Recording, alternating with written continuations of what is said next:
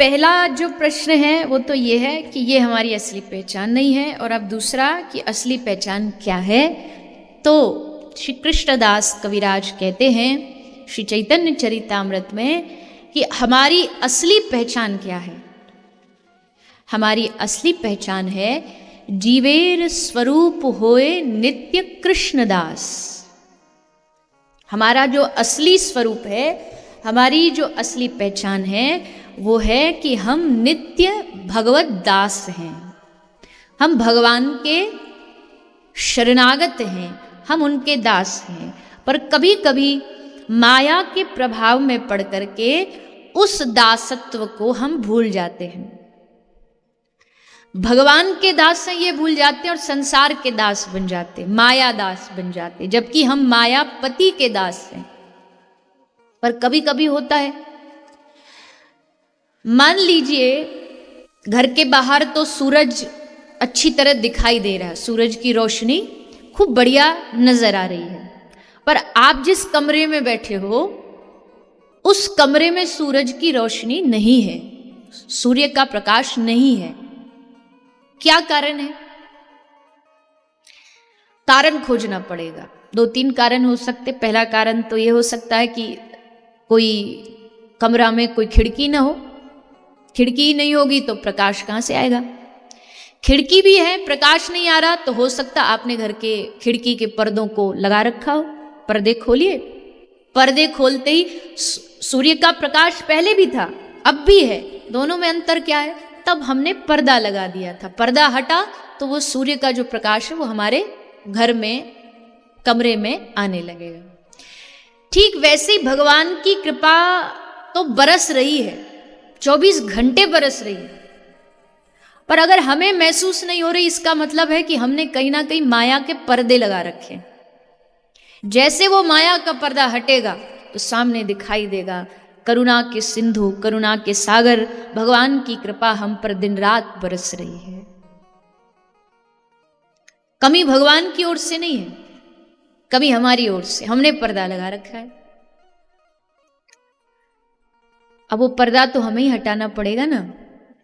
गुरु भूमि देख के नहीं बनाया जाता, गुरु भूमिका देख करके बनाया जाता है कि उसकी भूमिका कैसी है, उसका जीवन चरित्र कैसा है। तो आके बैठ गया। स्वामी रामकृष्ण ने पहला ही प्रश्न ये किया, वो जानते भी नहीं थे कौन है, ना उसने परिचय दिया था।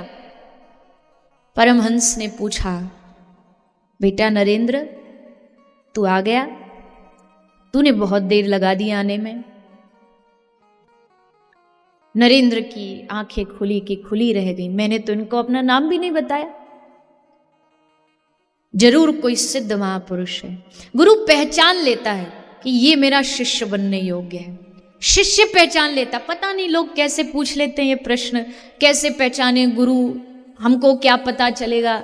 अरे तुम अपना हृदय इतना भक्ति में भर दो कि तुम्हें देखते ही समझ आ जाए कि ये है, इनके चरण है जहां से अब मुझे हटना नहीं है। पहली नजर में, अजी तुम दुनिया की बात करते हो, लव एट फर्स्ट साइट, पहली बार देखा और प्रेम हो गया। अरे असली प्रेम देखना है ना तो पहली बार गुरु को देखो, और गुरु को देखते ही सारा जीवन दिख जाए कि अब इन चरणों से कहीं हटना नहीं, तब समझना यहां तुम्हारा सच्चा रिश्ता है। गुरु और शिष्य का ये सच्चा संबंध है, अब यहां से नहीं हटना। अगर जीवन में सद्गुरु हो तो दुख क्या होता है ये तुम जान ही नहीं पाओगे। क्यों? इस बात को बड़ी ध्यान से सुनना, बड़ी ध्यान से समझना। क्या गुरु बनाने से दुख दूर हो जाते हैं? क्या भगवान की भक्ति करने से, क्या गुरु इसलिए बनाना चाहिए, क्या संतों के पास इसलिए जाना चाहिए कि हमारे दुख दूर हो जाए? इसलिए जा रहे हो तो तुमने गुरु का मतलब ही नहीं समझा। सदगुरु दीनी ऐसी नजरिया हर कोई लागे मीतरे। सदगुरु तुम्हारे दुखों को नहीं दूर करेगा, क्या करेगा? सदगुरु तुम्हें दुख में भी हंसना सिखा देगा, आनंद में नाचना सिखा देगा। क्योंकि सदगुरु क्या करता है? सदगुरु दृष्टि देता है, सदगुरु नजरिया देता है चीजों को देखने का। चीजों को समझने का। माफ करना, पर आजकल लोग गुरुओं के पास बस अपना काम बनवाने जाते हैं, इसलिए गुरु कम मिलते हैं, उनको धोखा ज्यादा मिलता है। और सच्चा गुरु क्या कहता है? सच्चा गुरु कहता है मेरे पास कोई विद्या नहीं, कोई तंत्र मंत्र नहीं है, तू ये समझे कि मैं तेरे बिगड़े बनाए काम बना दूंगा। नहीं नहीं नहीं, मेरा एक ही उद्देश्य है, मेरा उद्देश्य है भगवान तक जाना और तुझे अपने संग वहां तक खींच के लेके जाना। और जब तक तुझे वहां तक पहुंचा ना दूं तब तक तेरा हाथ नहीं छोड़ूंगा रास्ते में, चाहे कुछ भी हो जाए। ये सदगुरु का काम है, उसकी एक ही खुशी है तुम हरि नाम करो, जो वो कह रहा है वो पालन करो। आजकल लोग गुरु को तो मानते हैं पर गुरु की नहीं मानते। गुरु को तो कह देंगे कि हाँ हम बड़ा आपको श्रद्धा, पर गुरु जो कह रहा वो तो करो। गुरु कृपा ही माया का पर्दा हटा सकती है और दूसरा कोई रास्ता नहीं। तुम लाख हाथ पांव फेंको, नहीं बनेगी बात। बात तभी बनेगी जब सदगुरु के चरणों को पकड़ोगे, गुरु में विश्वास रखोगे, गुरु वाक्यों पर विश्वास रखोगे। वो भी निष्काम भक्ति का कोई सदगुरु हो, कोई आपसे आशा ना हो। पर खेल कब बिगड़ता? खेल तब बिगड़ता जब गुरु को शिष्य से दान की आशा हो और शिष्य को गुरु से अपने काम बनने की आशा हो, यहां काम बिगड़ जाता है। एक माता बोली मैंने एक गुरु हरिद्वार में बना रखे, एक मैंने बनारस में बना रखे, एक मैंने वृंदावन में बना रखे, एक जगन्नाथपुरी में बना रखे। मैं कहा मैया इतने सारे गुरुओं की क्या जरूरत है, क्या आवश्यकता है? बोली मैं तीर्थों पे जाती रहती हूँ, हरिद्वार बनारस वृंदावन घूमती रहती हूँ। अब हर जगह जाकर के होटल में पैसा बेकार करूँ, इससे अच्छा मैंने हर जगह एक एक गुरु बना रखा है, उनके आश्रमों में रुक जाती हूँ, पैसा बच जाता है मेरा। यहाँ ये काम आ जाए, यहाँ इसका आश्रम काम आ जाए। और माफ करना, पहले के शिष्य गुरु की सेवा करते थे, आजकल शिष्य गुरु से करवाते हैं। फोन कर देते महाराज जी 10 लोग आ रहे, कमरा साफ करवा देना, 4 कमरे लगेंगे, महाराज जी भोजन व्यवस्था करवा देना। फिर बेचारे महाराज जी अच्छे भले जो माला जाप कर रहे थे वो छोड़ करके फिर शिष्य की व्यवस्था बनवाते हैं, क्योंकि जरा भी इधर उधर व्यवस्था हो गई नाराज हो जाएगा, दान नहीं देके जाएगा। फिर गुरुजी बेचारे सफाई करवाते हैं, कमरा साफ करो, ये करो वो करो। एक पूर्व में गुरु देखो कैसे अद्भुत अद्भुत उदाहरण है, जहां गुरु के संकल्प थे, हम दीक्षा नहीं देंगे भैया, लेकिन शिष्यों ने इतना हृदय से उनकी सेवा करी कि गुरु को अपना निर्णय भी बदलना पड़ा कि नहीं ऐसा शिष्य तो हमें प्राप्त हो, ये भगवत कृपा से होगा। और कई बार शिष्य, यकीन मानना, कई बार शिष्य इस स्थिति के भी प्राप्त हो जाते हैं कि वो गुरु को भगवान तक पहुंचा देते हैं, इतनी उनकी भजन में शक्ति होती है। तो ये बहाने बनाना छोड़ दीजिए कि आजकल गुरु ऐसे हैं, आजकल जमाना बड़ा खराब है, आजकल पहचानना बड़ा। तुम अच्छे शिष्य बनो, पहले योग्य शिष्य बनो, योग्य गुरु अपने आप प्राप्त हो जाएगा। कभी किसी गुरु पे प्रश्न मत उठाओ।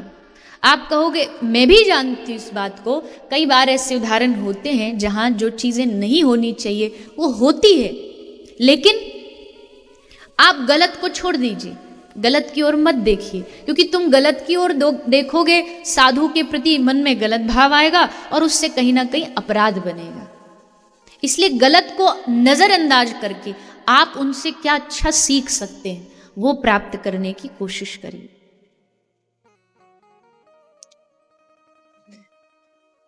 जैसे एक सोना बहुत रखा रखा पुराना हो गया, काला पड़ गया, उसमें हल्का कालापन आ गया, तो उसको साफ करने के लिए क्या करते हैं?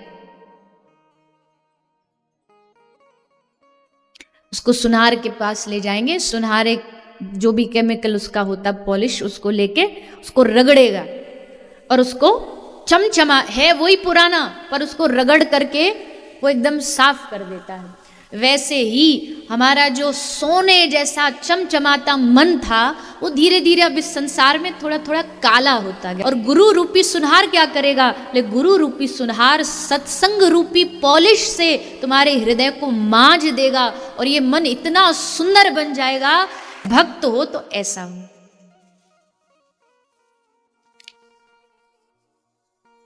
मुझे पता नहीं ये बात सच है या नहीं, पर मुझे कभी कभी लगता है कि देवताओं में भी कभी कभी कंपटीशन तो होता होगा कि ये वाला भक्त ये अच्छा, ये हमारा होना चाहिए, ये बड़ा हमारी भक्ति करता है, ये हमारा होना चाहिए। सबको लगता है भैया, सबको रहता ये अच्छा ग्राहक है, हमारे पास आ जाए।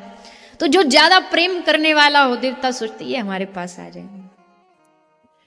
भोलेनाथ जी, ब्रह्मा जी को तो वैसे भी ज्यादा मिलते नहीं है, कोई एक आध गिने चुने ही होते हैं। एक बार क्या हुआ, एक ऐसे ही ब्रज में सुनाते हैं वक्ता सब इस भाव को, कोई ग्रंथ की कथा नहीं है, कोई ऐसा ना सोचे कोई शास्त्र की कथा है। एक आदमी कलयुग का आदमी था, उसको नारद जी मिल गए। तो नारद जी से पूछा, नारद जी एक बात बताइए, ब्रह्मा जी, विष्णु जी, शंकर जी, इनमें से कौन से देवता जी जल्दी प्रसन्न होते हैं? जो जल्दी प्रसन्न होंगे उनकी भक्ति करें, क्योंकि हमारे पास ज़्यादा टाइम नहीं है, कम टाइम है, कम टाइम में हमें बहुत सारी चीज़ें मांगनी है भगवान से। तो नारद जी थोड़ा सोच विचार करके बोले, भैया देखो, अगर लॉजिकली देखा जाए तो ऐसे में तो ब्रह्मा जी जल्दी खुश होंगे, क्योंकि उनके ज़्यादा भक्त नहीं, 2-4 होते हैं। ब्रह्मा जी सोचते ये भी हाथ से ना निकल जाए, इसलिए जल्दी आके दर्शन दे देते हैं। ओह अच्छा, फिर हम ब्रह्मा जी का ही तप करेंगे। तो गया, जाकर उसने खूब ब्रह्मा जी का तपस्या 3 महीने की। ब्रह्मा जी प्रसन्न हो गए। ब्रह्मा जी ने प्रकट होकर कहा, वरम ब्रूही, बेटा मांग क्या चाहिए, बोल क्या वरदान लेगा। और बेटा आज तो मैं बड़े बढ़िया मूड में हूं। तू सोच के आया होगा ना कि पता नहीं बेचारे ब्रह्मा जी हमारी वरदान इच्छा पूर्ति करेंगे कि नहीं करेंगे, पर आज मेरा मूड बड़ा बढ़िया है। आज एक नहीं, मैं तुझे छूट देता हूं, 3 वरदान मांग सकता है तू मुझसे, एक साथ 3। भक्त बोला, वाह ये तो लॉटरी निकल आई हमारी। अच्छा ब्रह्मा जी, पहला वरदान ऐसा दे दो कि महाराज जी हमारा बड़े दिनों से ब्याह नहीं हो रहा, खूब ढूंढ रहे हैं पर छोरी कोई जचती नहीं है, जमती नहीं है, तो ऐसा वरदान दे दो हमारा ब्याह हो जाए, बढ़िया सी एक सुंदर सी बहू आ जाए। ब्रह्मा जी बोले, तथास्तु, बोल दूसरा क्या चाहिए।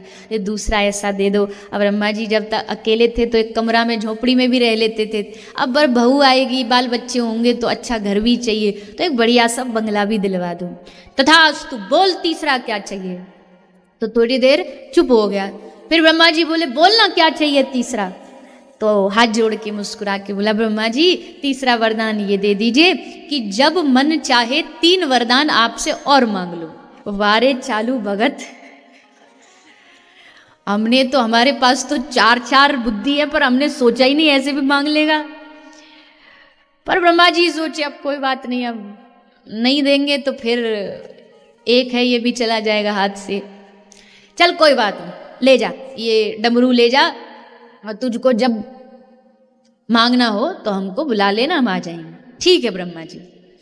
घर आ गया, रिश्ता आया, एक बढ़िया सी बहू आ गई, नया मकान बन गया, 15 ही दिन में सब व्यवस्थाएं कंप्लीट हो गई, नया घर बन गया। अब नया घर बना, सोई हो गई जोर से बारिश, और जैसे हुई बारिश तो नया घर था, नई डेंटिंग पेंटिंग उस पर कराई थी, सो वो पानी में सबरा जो पेंट था वो धुल के नीचे बह गया। तो उसके मन में आ रहे, ये तो नया घर हमारा सबरा रंग बह गया, तो सोचा पेंटर को बुला लें। फिर मन में आ रहे पेंटर क्यों, ब्रह्मा है ना। सो बजाया डमरू, ब्रह्मा जी हाजिर हो। तो ब्रह्मा जी हाथ जोड़ के हाजिर हो गए। जी आ गया, कहिए। ब्रह्मा जी पहला वरदान, हमारे पूरे घर को बढ़िया सा साफ करके इसको पूरा दोबारा से पेंट करो ढंग से। दूसरा वरदान, हमारे घर के आसपास कभी धूल आंधी बारिश फटकनी नहीं चाहिए। ठीक है बेटा। तीसरा वरदान, बोले जब मन चाहे 3 वरदान और मांग सकते। भगवान नारायण के पास गए, प्रभु बचा लो हमको बचा लो। भगवान बोले क्या हुआ। बोले भगवान ऐसा बिना पैसा का नौकर बनाए एक आदमी ने हमको, कोई तनख्वाह हमें देता नहीं, कुछ नहीं, पर नौकर जैसा व्यवहार करता है प्रभु। भगवान नारायण हंसने लगे।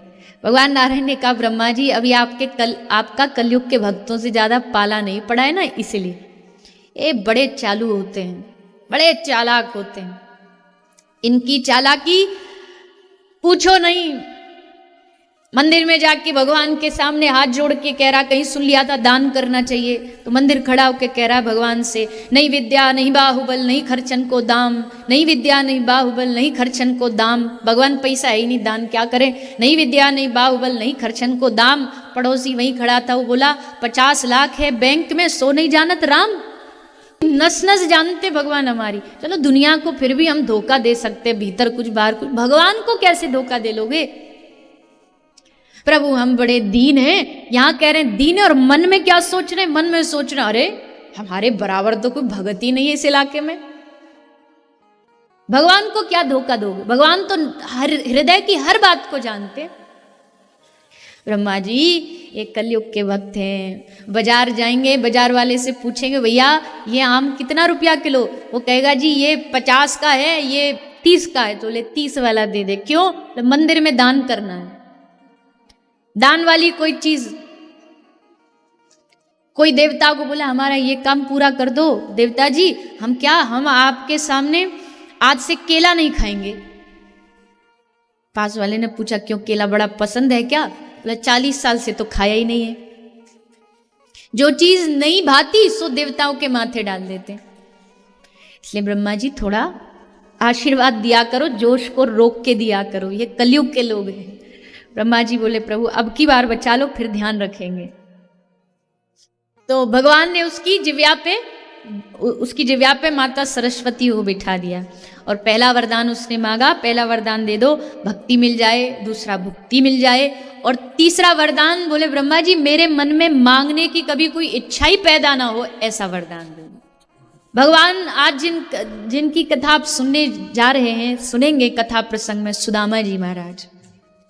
कितना प्रयास किया कृष्ण ने कि एक बार सुदामा बोल दे, अपने मुंह से बोल दे, एक बार कह दे कि हे द्वारिकाधीश मेरे घर के बच्चे, मेरी पत्नी कई कई दिनों तक भूखे सोना पड़ता है, बच्चों को पानी में आटा मिला के दूध बता करके उनकी मां पिला देती है। बोले तो ये सुदामा, और सुदामा जी मजाल है जो एक शब्द में भी ये कहा हो कि हे कृष्ण मुझे ये दे दो, बस इतना ही कहता रहा। पूरे मिलन में सुदामा यही कहते रहे, हे कृष्ण हे कन्हैया तेरी बड़ी कृपा है, हे कन्हैया तेरी बड़ी कृपा है, बस यही कहते। और यही भक्त का, देखो भक्त के जीवन में 2 शब्द जरूर होने चाहिए। आज ये सूत्र अपने साथ लेकर के जाइएगा, 2 शब्द आपके जीवन में होने चाहिए। अगर आपकी इच्छा अनुसार सब काम हो रहे हो तो समझो हरि कृपा, अगर आपकी इच्छा अनुसार सब काम हो रहे हो तो समझो हरि कृपा, और आप जो चाहते हैं वो नहीं हो रहा तो समझो हरि इच्छा। सब हमारे मुताबिक तो हरि कृपा, और नहीं भी हो रहा तो हरि इच्छा। और हरि इच्छा हमारी इच्छा से बहुत ऊपर है। हम जो नहीं भी समझ सकते भगवान हमारे लिए समझ सकते हैं। हमें लगता है ये पाने से हमें खुशी मिलेगी, पर भगवान जानते नहीं मिलेगी, इसलिए वो हमें उससे दूर रख रहे हैं। नहीं तो कब का दे देते, कब का प्रदान कर देते। ये 2 शब्दों के इर्द गिर्द भक्त की जीवन चलता है, हरि कृपा और हरि इच्छा। इस 2 के अलावा ना कोई उल्हाना, ना कोई अर्जी, करा लो प्यारे जो तेरी मर्जी, सहाओगे जो भी खुशी से सहूंगा, जहां ले चलोगे वहीं मैं चलूंगा। कोई उल्हाना नहीं, कोई अर्जी नहीं, कुछ नहीं, हरि इच्छा समझ के स्वीकार करना।